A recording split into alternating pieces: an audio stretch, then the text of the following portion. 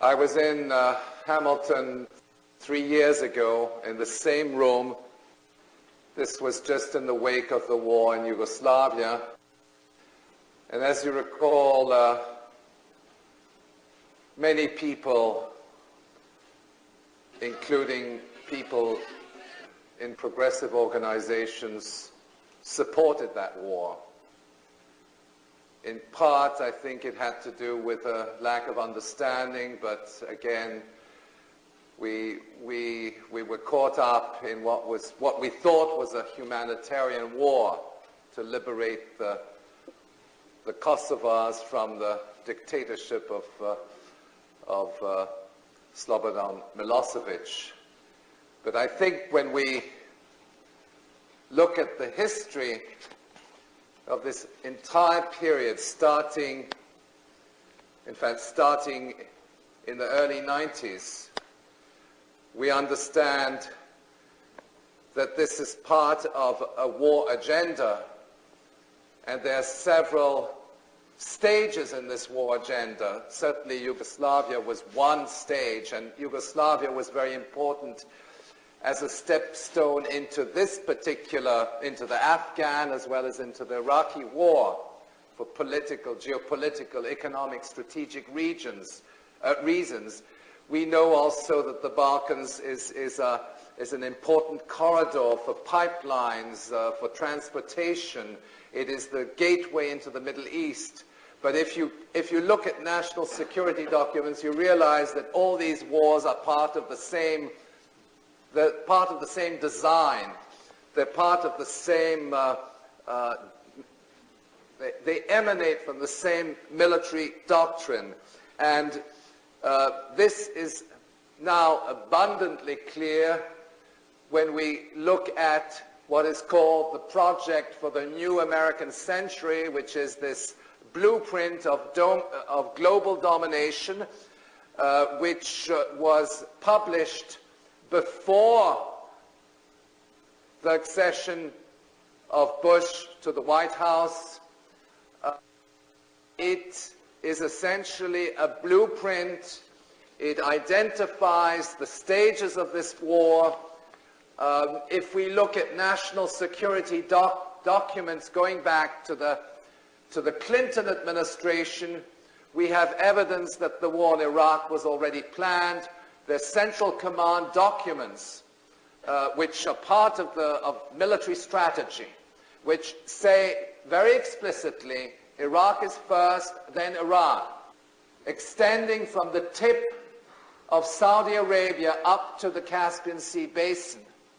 You have a region which encompasses approximately 70% of the world's supplies of oil and natural gas. Saudi Arabia, 26%, Iraq, 11% of total world reserves. That is 5 times those of the United States. And this ultimately is the objective of this war. It is to secure access, control, and ownership over these reserves. It's not the only objective, but it is certainly a key objective. And this region is strategic. And it's not only Iraq, it's the broader region. Now, if you look at this region, you'll notice that it is heavily militarized in the sense that each of these little planes indicates a US military presence. Since the war in Yugoslavia, specifically 1999, with the outbreak of the air campaign, NATO signed an agreement with several former Soviet republics, which is called the GUAM: Georgia, Ukraine, Uzbekistan, Azerbaijan, and Moldova. Explicitly, this military agreement was to protect and secure oil pipelines from the Caspian Sea basin back to Western markets. And in fact, very important to understand that these pipeline routes, they transit across the Caucasus, and then they also transit across the Balkans, which is also a pipeline project controlled by the same multinational companies. And there you can see that the civil war, which broke out in Macedonia in late 2001, was instigated actually by the CIA and by the US military, always using Al-Qaeda as an instrument, as an intelligence asset to create conditions which ultimately lead to the destabilization of these countries. And one group of countries which is very important is Macedonia, Bulgaria, and Albania. And in the case of Macedonia, we know now for a fact that not only had you senior military advisors working with Islamic terrorists, which were integrated into the KLA. In other words, there was a direct collaboration between the U.S. military on the one hand and the Mujahideen, financed by Al-Qaeda, on the other. And it is amply documented that this collaboration took place. So we see that, and I'll try to go through several of the stages of this process. We see that on the one hand, the war is based on securing oil. It's based on securing control over people and institutions. It is also based, there's also a rivalry between the Anglo-American coalition on the one hand and what the US media has called Old Europe, which is the alliance, essentially the alliance between France and Germany.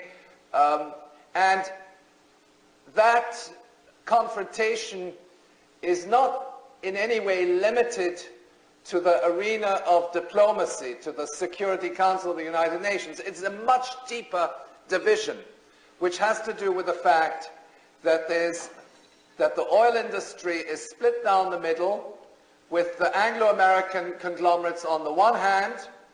British Petroleum now is integrated into the US oil industry with the merger of British Petroleum and Amoco. And then you have the giant Franco-Belgian conglomerate Total-Fina Elf, which is competing for markets in this region, which is also supported by Germany. You have the Russian oil conglomerates. In other words, what we are looking at is a big divide. It's the confrontation between great powers in the areas of oil, but not exclusively. It is also in the military-industrial complex, where you have now an integration of British defense interests with those of the United States. And this explains the relationship between the two governments. It has nothing to do with Tony Blair or George W., okay? It has to do with the fact that British Aerospace Systems is now part of the US defense procurement system, okay? It has exactly the same privileges as the big five, Lockheed Martin, Boeing, and so on, okay? So essentially we're dealing with the big six. So there's an integration at the level of defense production, there's an integration in the oil industry, there's consultations and integration at the level of the military and the intelligence, with the MI5, MI6 collaborating with their counterparts, and so on. So that is what creates this military coalition. And very crucial, it is also the confrontation between competing monetary systems, namely the confrontation between the almighty US dollar on the one hand and the new global currency, which is the euro. This confrontation for control over currency systems is something which is very important, particularly in this region. The United States wants to ensure that the euro, as a new global currency, dominated by the large German banks, the Deutsche, the West Deutsche Landsbank, the Deutsche Bank, the big French and Italian, handful of European banks, essentially the European Central Bank located in Frankfurt is a project of the German financial establishment. And so that you have a clash in the oil industry, you have a clash in financial institutions. It's very complex. There are lots of overlapping and cross-cutting allegiances. And then you have this split in the defense industry where you have British aerospace systems integrated with the big five defense contractors. Incidentally, Canada is part of that through the defense agreements and production sharing arrangements between the two countries. And then you have in Europe what is called the European Air Defense System Corporation, EADES, which is the integration of Aerospatiale Matra, the French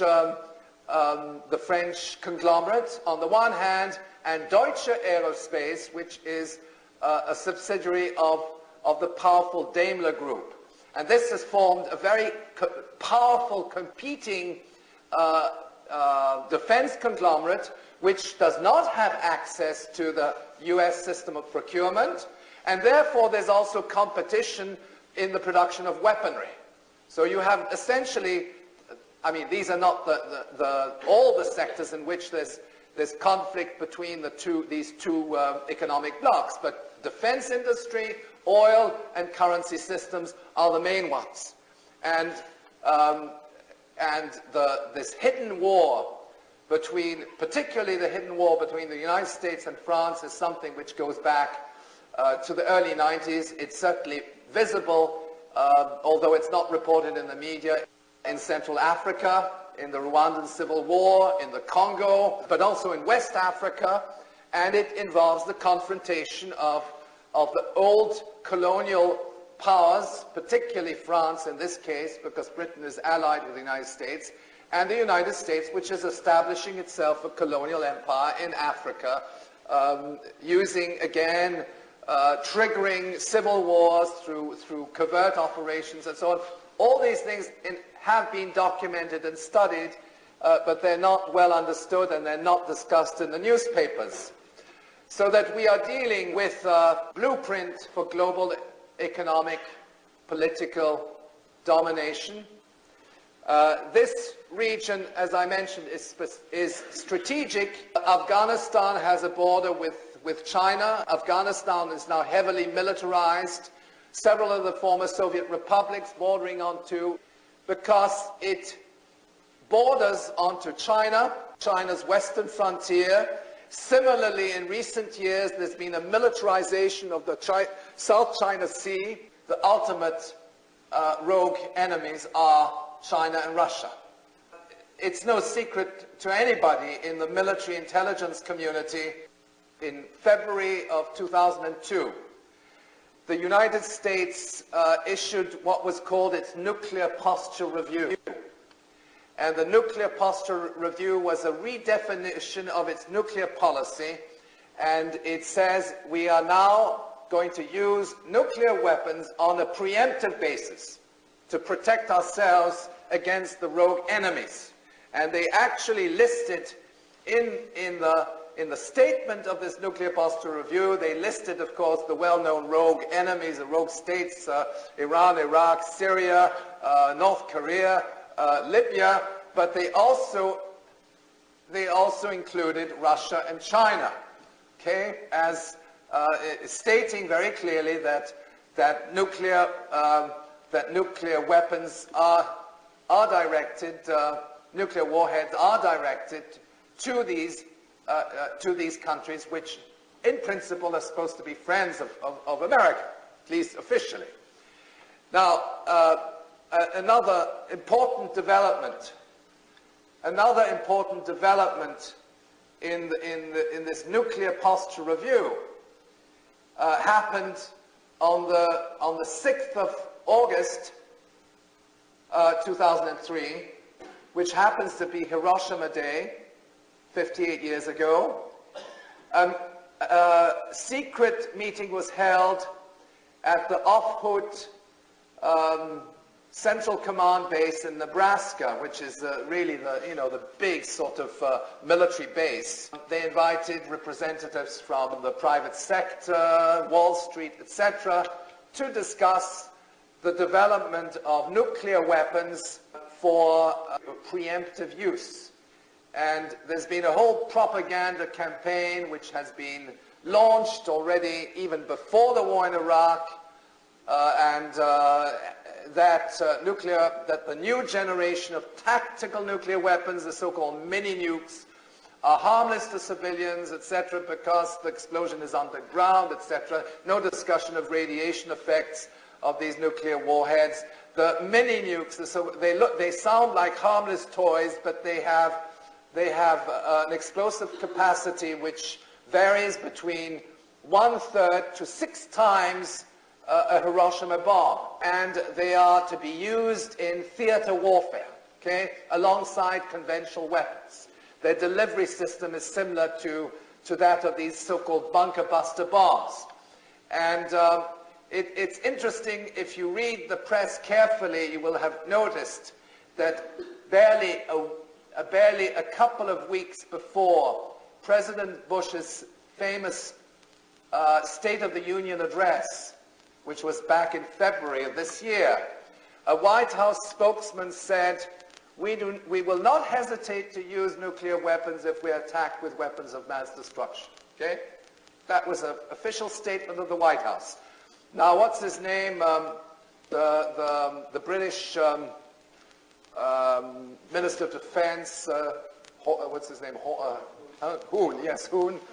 Hoon made the same statement, made exactly the same statement to the House of Commons prior to the war in Iraq, but his statement was much more explicit and even more frightening, because he said, we will not hesitate to use our Trident nuclear weapons if we are attacked with weapons of mass destruction, knowing, of course, that the weapons of mass destruction were non-existent, okay? Because after all, that intelligence was known at the time, and we knew it, and everybody else knew it, okay? But the fact of the matter is that nuclear war is part of is a military assumption. It is now being developed. It is being developed with the private sector because there's money to be made in that. Of course, we also have, if you look at this broader region, you also come to realize that we're not strictly talking about the nuclear capabilities of Britain or the United States, which in any event constitute the main threat. But we're talking about Israel, which, for the record, in fact, is more advanced than Britain. It's the 5th nuclear power in the world today, not officially, but in terms of the scientific assessments of their capabilities and sophistication is that they're more advanced than Britain in their nuclear technology, and all of the Israeli warheads are pointed to cities in the Middle East as well as Russia.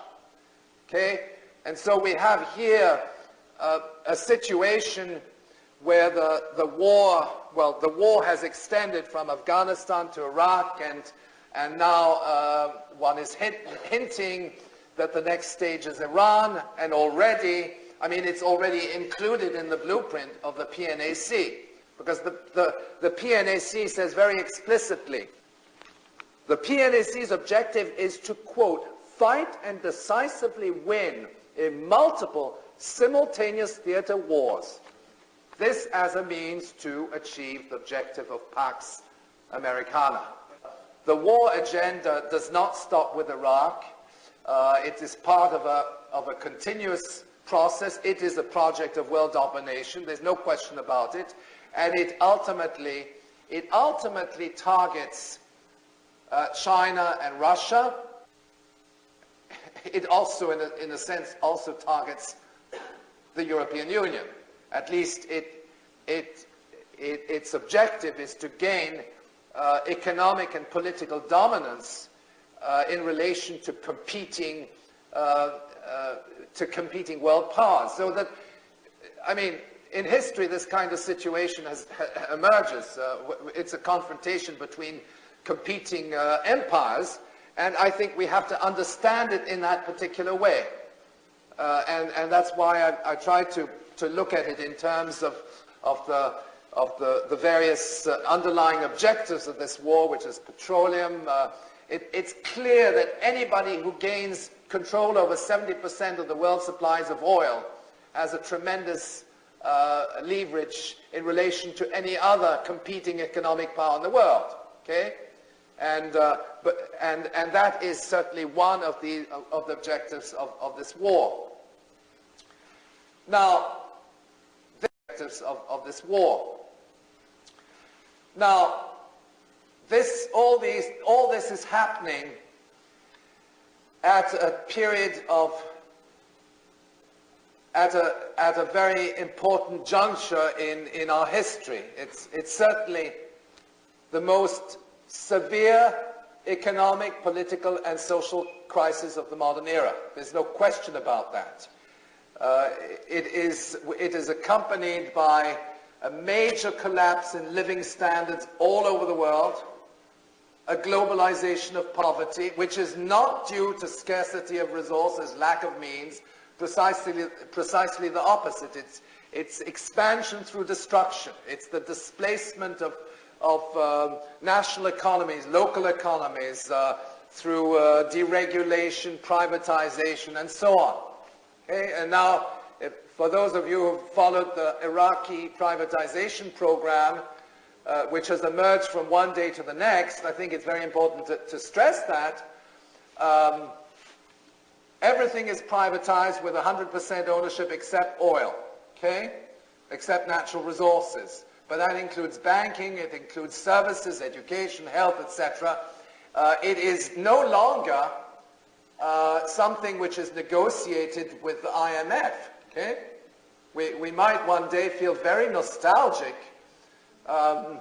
in relation to the IMF's deadly economic medicine, which was imposed on countries, negotiated and imposed on countries in a multilateral framework. We're not dealing with that. We're not dealing with the World Trade Organization. We're dealing with a finance minister and a minister of trade of Iraq, which emerged from one day to the next, okay? And who then go off to Dubai to a World Bank meeting, and then the following week they're off to the OPEC meetings representing Iraq, when we know for a fact that these people are stooges of the United States, and they're instruments of the United States military intelligence apparatus. But on the other hand, the type of arrangement which is now being put in place in Iraq is not a multilateral type of thing where you have creditors coming in with the World Bank and so on. It is a colonial structure where the U.S. government and the U.S. Treasury will set the stage for how the economy is going to be revamped. And in fact, it's interesting in this particular context that a spokesman for the British Chancellor of the Exchequer, Gordon Brown, actually said, well, they weren't even informed of this privatization program until it was announced, okay?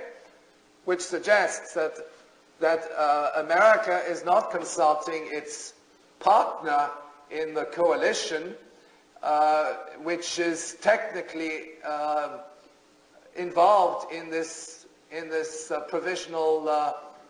coalition provisional authority, the so-called CPA, which is the body which administers Iraq. And, it appears that Britain, in this case, was not informed.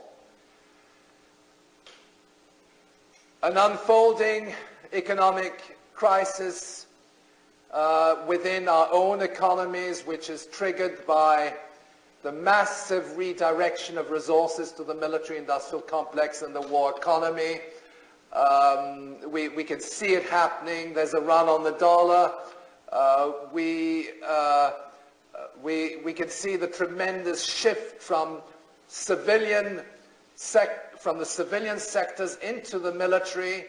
The implications of this war economy on social services is likely to be absolutely devastating.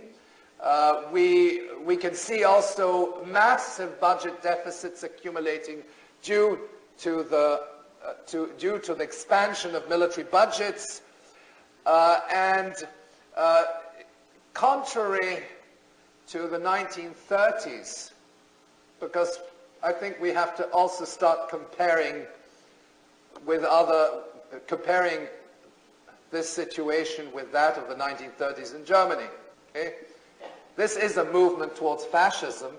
It's a slide towards fascism. It is supported on its militarization on the outside, internationally. Inside, it is the establishment of the police state under the Patriot legislation. This police state apparatus is unfolding, in fact, what you have is the militarization of civilian institutions.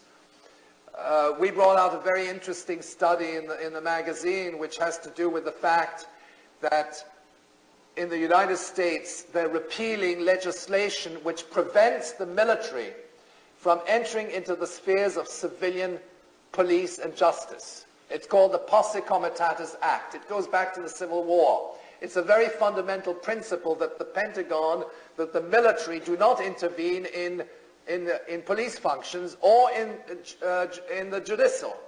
And what is happening is that this legislation is being repealed, and we are now seeing the militarization of civilian institutions. So that de facto we have a military government in the United States, let's face it, because George W. is not the person who is pulling the strings.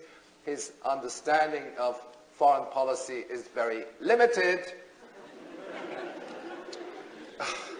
I don't know what the standards are at McMaster University, but I guess they're the same as they are at the U of O, but well, maybe higher. But in any event, George W. would not have made his honors BA in international affairs at any Canadian university with this kind of perspective. The guy does not know where Afghanistan is, okay? And he is briefed on a daily basis by CIA Director George Tenet.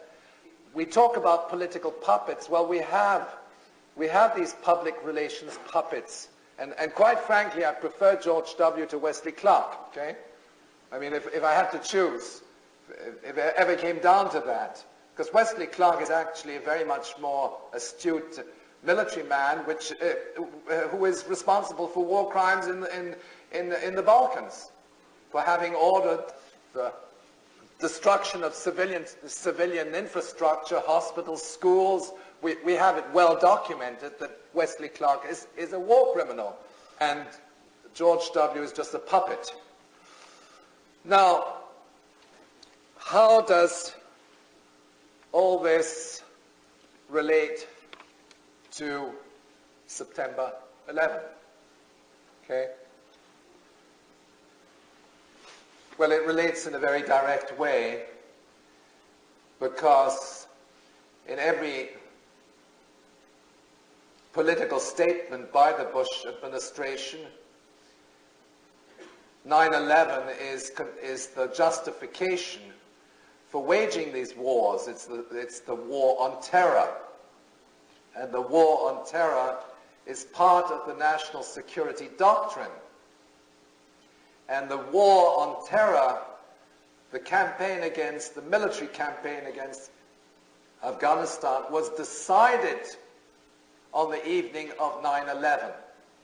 On September 11, at 11 o'clock at night, they had decided to wage war on Afghanistan, and the justification and the pretext was that Al-Qaeda had attacked the World Trade Center. If you go through the documents and the chronology discussed in my book, where I provide a review of the meetings which were held on that evening, that decision was made. It was probably made several years before, because you don't simply improvise the war in Afghanistan from one month to the next, okay?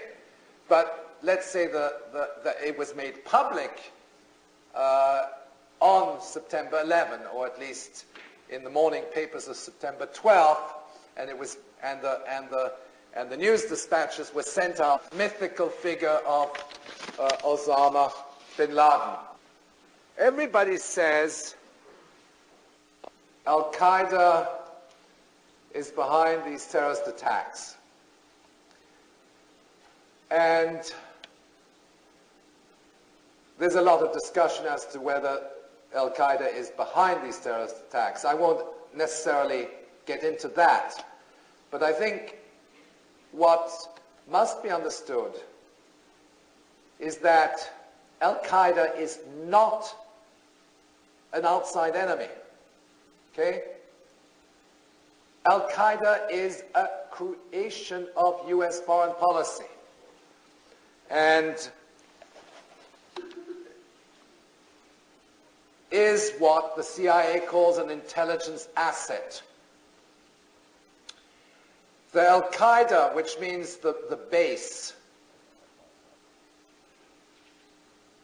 or the origins, or the origins of Al-Qaeda go back to the Soviet-Afghan War. It was a CIA initiative to recruit Islamic brigades,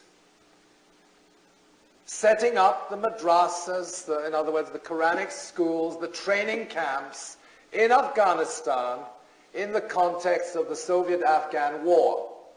This was a Cold War initiative. It was launched under the presidency of Jimmy Carter, for which he got the Nobel Prize. Okay. Now, you might say, so in other words, Jimmy Carter, the Carter administration launched a secret operation. The National Security Advisor was Brzezinski, and they created Al-Qaeda. They created the Islamic brigades.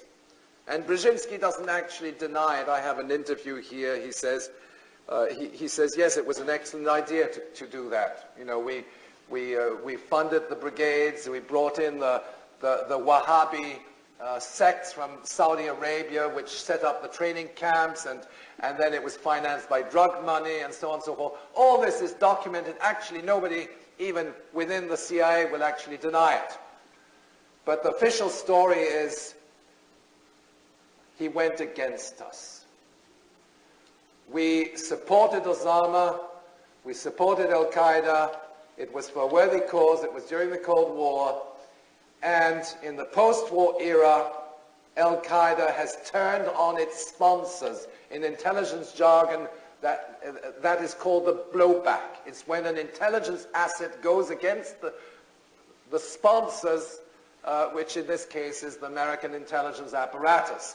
So that essentially the CIA is the ill-fated victim of this, with Osama going against us. Okay? And that is in a sense, it's a missing link, because the blowback says, yes, it is an outside enemy. We helped them initially. He went against us. They can't deny the historical record. But I can tell you that this is simply a big lie. And it's not so much, I mean, the lie has got to be so big. It's not the question of whether there was foreknowledge, okay, of the 9/11 attacks. It has to do with the fact that Al-Qaeda is a creature of the CIA and has remained a creature of the CIA right up until the present. And that is simply not, it's not a question again of saying yes, maybe, okay? It is something which is so well documented from official sources. Now, I'm going to read you a quote, and I would like you to guess the source of this quote. Okay? It refers to the early to mid-90s in Bosnia-Herzegovina, where, as you know, Al-Qaeda was active in supporting the Bosnian Muslim army, bringing in mujahideen and weapons financed by various sources, but essentially this was part of Al-Qaeda. And the report says the following: the Clinton administration's hand-on involvement with Islamic networks' arms pipeline included inspection of missiles by U.S. government officials. The Third World Relief Agency, a Sudan-based phony humanitarian organization, was a major link in the arms pipeline to Bosnia. TWRA is believed to be connected with Osama bin Laden. There you have the Clinton administration collaborating with an organization which has links to Al-Qaeda. This document is a public document, but it was not. They decided to keep it, more or less private to themselves because they wanted to discredit Clinton for his affair with Monica Lewinsky. Okay? And I know that there was discussion within the Republican Party to trigger an Osama Gate, a Bosnia Gate, Osama scandal, which would then backlash on the Clinton administration and accuse Clinton of collaborating with Islamic terrorists. Okay? A bit like the Iran-Contra scandal. And it was decided within the Republican Party not to pursue that particular course because that was their course. That was the continuity of foreign policy right from the beginning. Okay? And it could backlash and it would destroy the continuity. So they preferred to go for the easy Monica Lewinsky scandal, which would denigrate and discredit the administration for something which is admittedly not as serious as collaborating with the terrorists. Okay? But I mean, we have numerous evidence. We have many points of evidence of collaboration between agencies of the U.S. government, the military and intelligence in particular, on the one hand, and the Al-Qaeda network. These do not date back to a bygone era. Now, what's the source of this document? It's the Republican Party. In other words, the Republican Party, it's a 1997 document. In 1997, the Republican Party was accusing the Clinton administration of collaborating with Al-Qaeda. They go back to 2001 or 2000, at least the last firmly documented joint military operation between Al-Qaeda and the Pentagon dates to August 2001, barely a month before the 9/11 attacks, where in the context of the civil war in Macedonia, where you had within the same paramilitary formation, terrorist paramilitary formation, so-called National Liberation Army, you had mujahideen sent in by Al-Qaeda with senior military officers detached by the Pentagon and who were there under a contract with military professional resources, a private mercenary company, but they were U.S. military. Okay? And they were working together. We have the photographs and we have statements by the Macedonian Prime Minister which actually accuses the United States of supporting terrorism. And there's absolutely no doubt that these things took place. And we have congressional records and so on. Okay? And in that process, and that's very important, it's outlined in the diagram, there is a long-standing historical relationship between Al-Qaeda and the Pakistan's inter-services intelligence, the ISI. Now, the ISI was essentially the go-between in the operation launched in the early 80s, first under Carter, then under Reagan.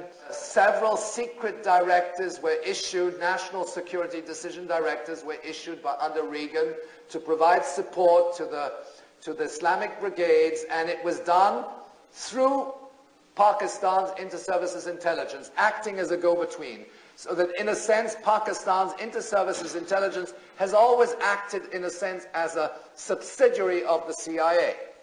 And that relationship, incidentally, was never severed.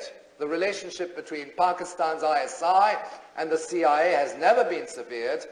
And on the other hand, Pakistan's ISI continues to this date to support Islamic terrorist organizations in different parts of the Middle East and Southeast Asia, even in the western province of China, and they are doing this on behalf of their counterparts in the CIA. Okay, the ISI is leading these covert operations, terrorist organizations, in favor of terrorist organizations, and they're doing it while maintaining very close bilateral ties with their U.S. counterparts in Langley, namely the CIA. That background has to be understood. Now, we have reason to believe that Pakistan's ISI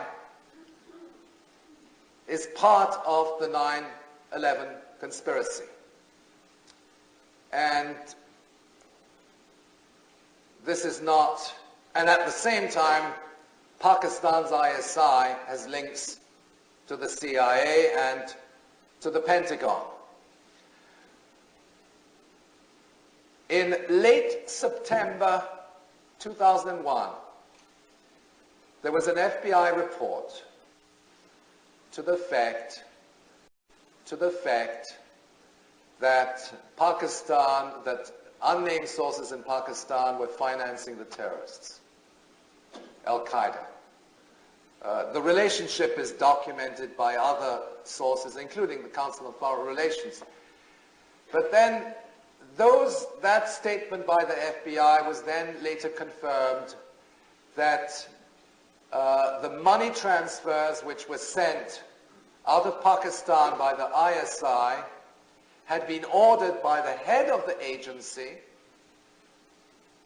General Mahmoud Ahmad.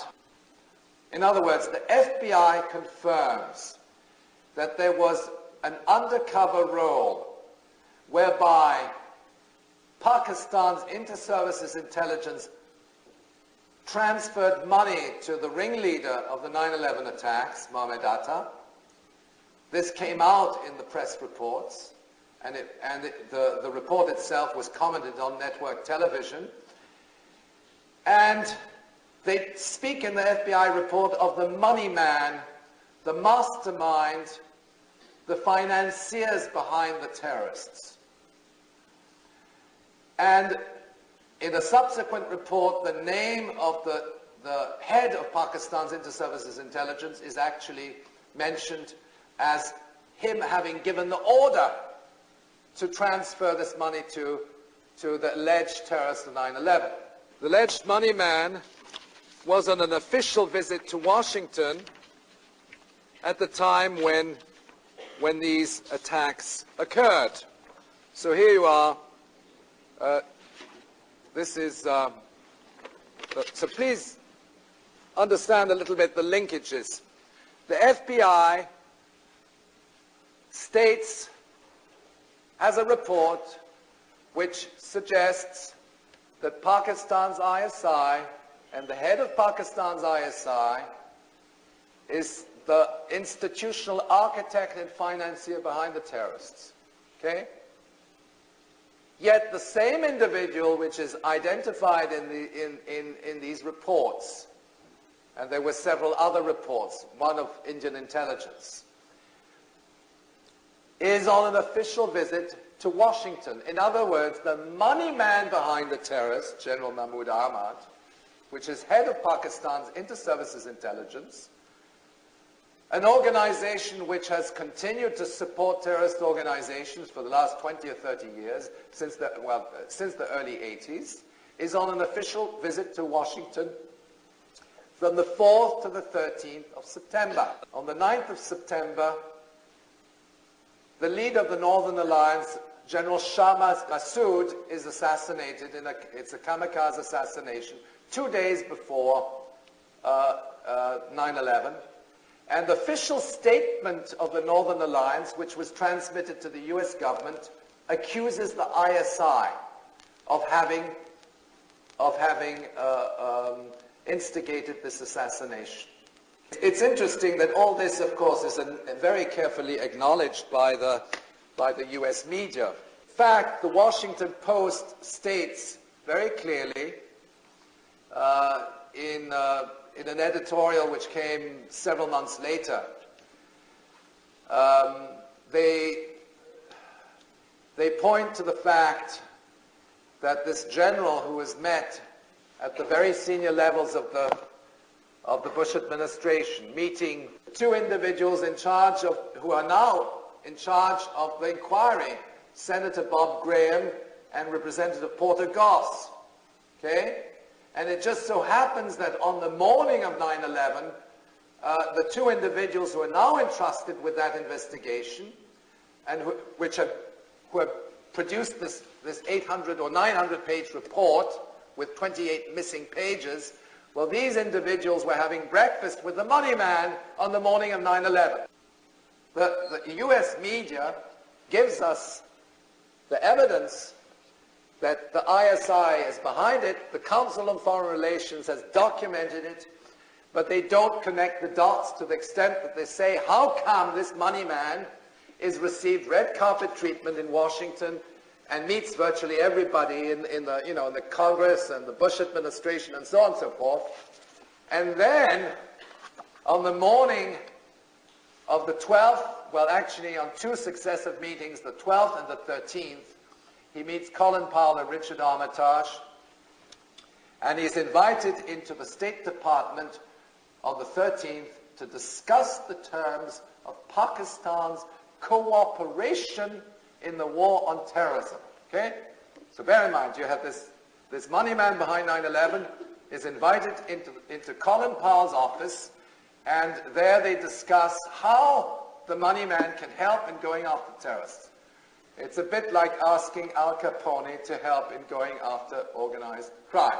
It's the same, it's the same procedure, but in other words, Pakistan's Inter-Services Intelligence, which is the institution behind these terrorist organizations, is also the organization which ultimately is going to serve the interests of the US government in going after the terrorists. And the conclusion one draws, apart from all the other evidence which has accumulated, the stand-down orders, the mystery surrounding the collapse of the World Trade Towers, the collapse of WTC-7, for instance, which is shrouded in mystery, the cover-ups, and so on and so forth. All of this suggests that, first of all, that the foreknowledge issue is a red herring. Okay, it's there to mislead people, because what it does is it says, oh yes, well, there were failures, intelligence lapses, etc. The FBI didn't do its job, or the CIA we didn't know, but we didn't know when they were going to hit us, etc. Of course they knew. Okay, intelligence assets which collaborate with the U.S. intelligence apparatus are known to their sponsors. This is not an outside enemy, it is an inside enemy. Even if these groups have a certain degree of autonomy, they are instruments of US foreign policy, the instruments of the US military intelligence apparatus. On the 10th of September, Osama bin Laden was admitted to the military hospital in Rawalpindi, Pakistan. Now, anybody who's been to Rawalpindi knows that it's swarming with U.S. military advisors. Okay, the whole place it's the base of the Pakistani military and so on. And nobody of that stature, Osama bin Laden, would be able to enter into the hospital without some connections at the very senior levels of the military intelligence apparatus. And of course, you can always claim the reward. Okay?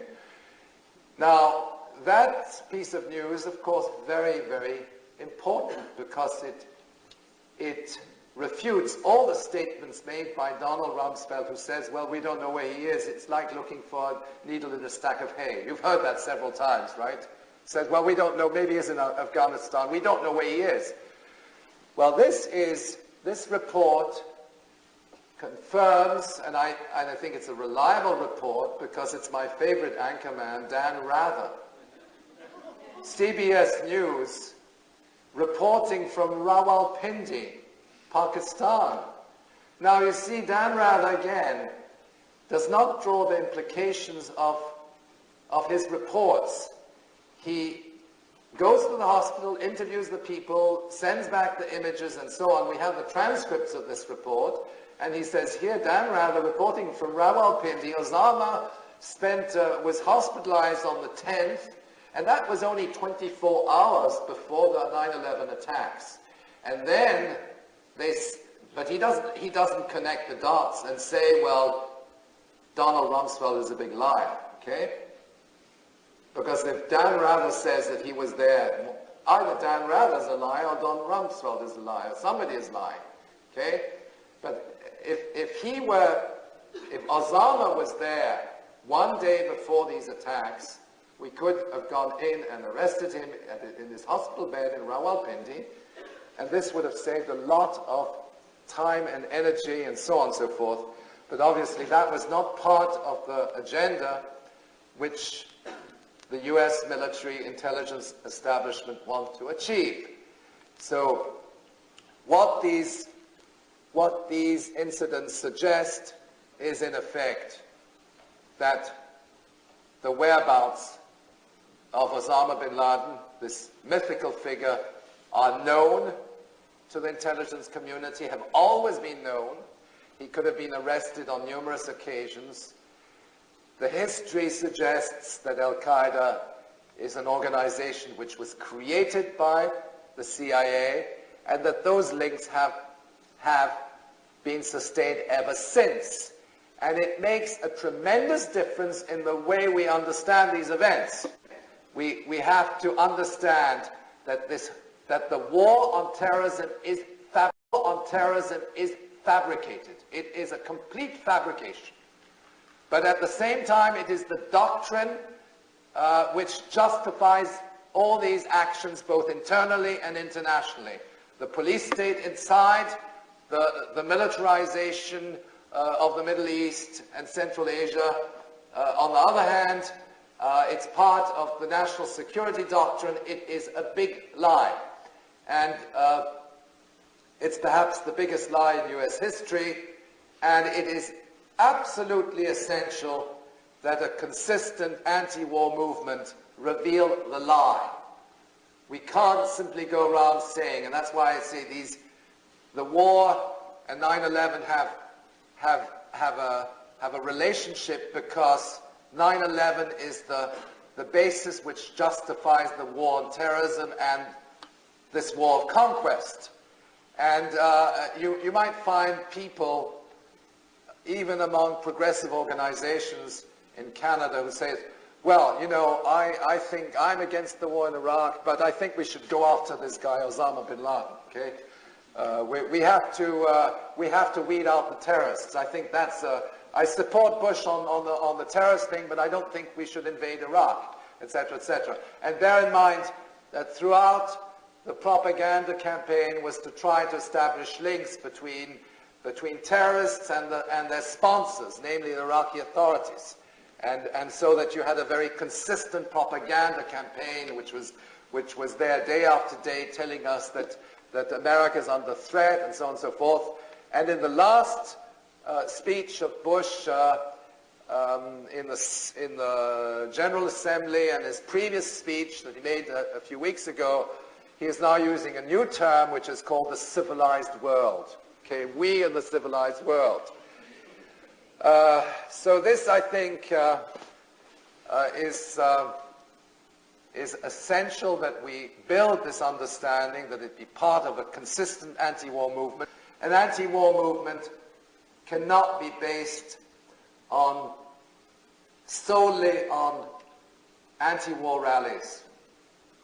We have to consistently create an organizational structure, a network which spreads across the land, of grassroots, educate our fellow citizens, spread the word, establish committees at the local level, perhaps a far less dramatic way of building an anti-war movement, and because what happens with these big rallies, they take place and then subsequently people go home, feel good that they've done something, but we need the organizational structures. We have to question the legitimacy of the main political and military actors behind this war project.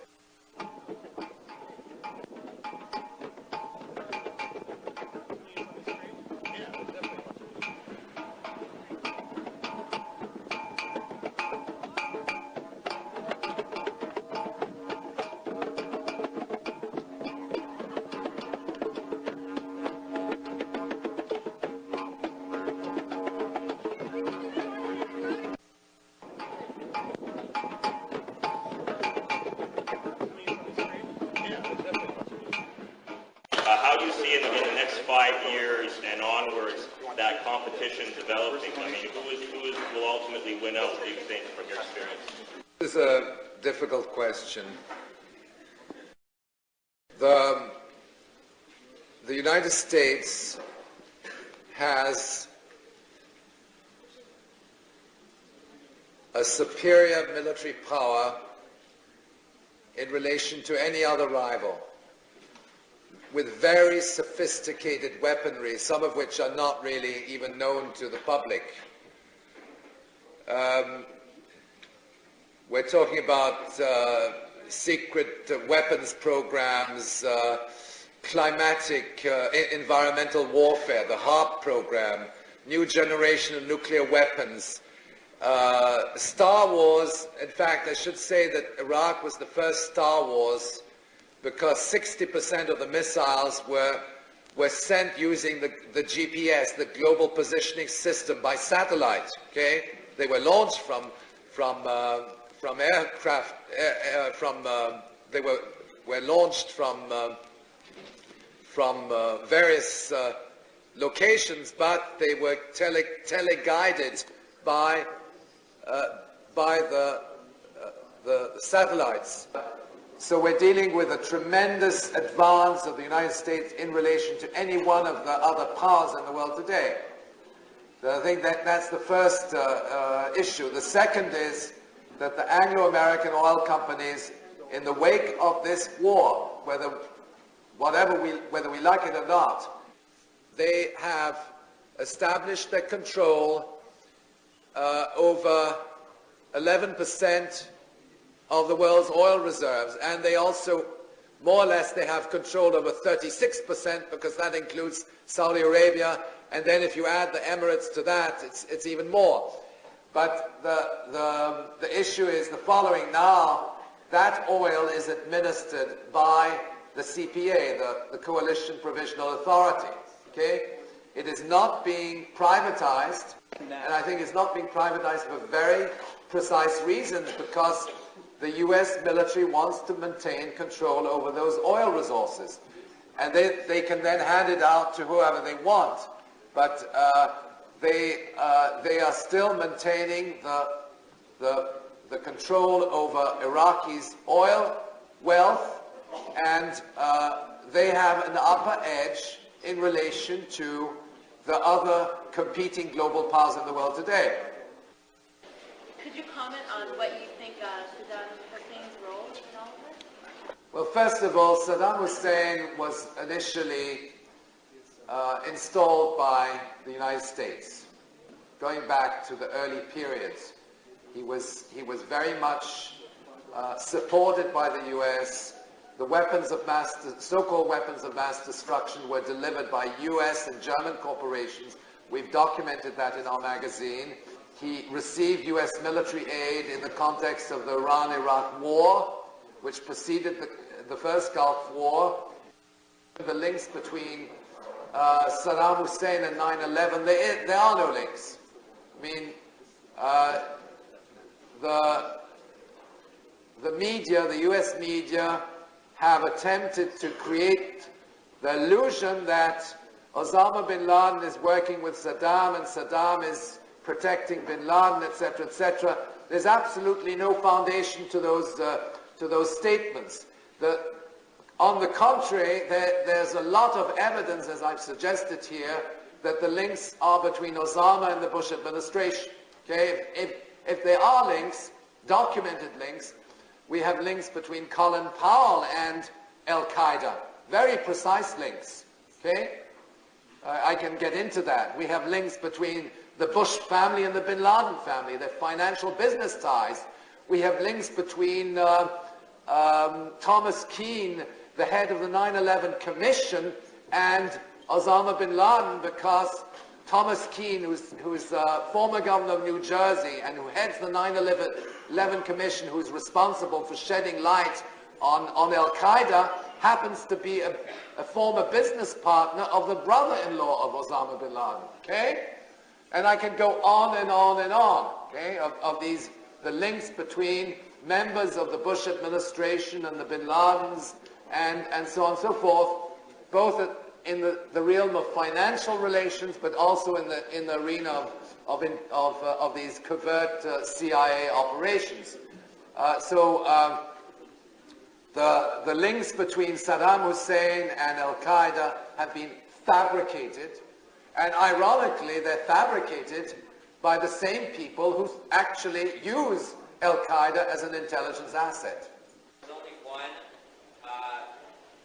Israeli who was killed. I think there was a messaging service in Israel called Boingo, where 2 people were reported to be warned 2 hours prior to the attack.